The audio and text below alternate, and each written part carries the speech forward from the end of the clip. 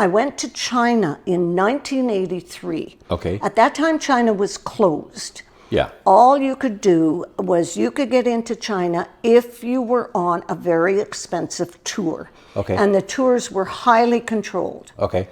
So I decided that I was going to go not on a tour. Right. So I contacted the government, and they said, no, you go.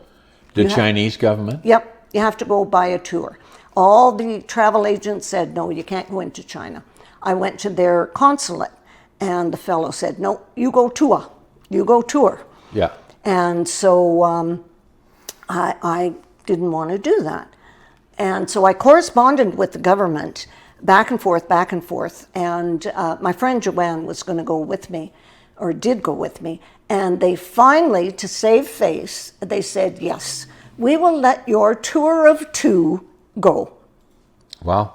And I sort of gave them an outline, but of course we didn't have a clue what we were doing. I couldn't speak the language, not a word. We tried. So how did you interact?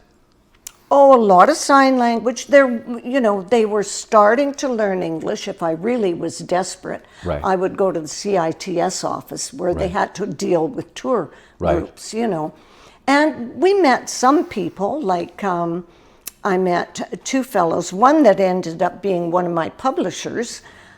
Didn't know it at the time, but he and his fellow that he was on a tour with, but we met him in a restaurant. And they changed the Mickey Mouse song,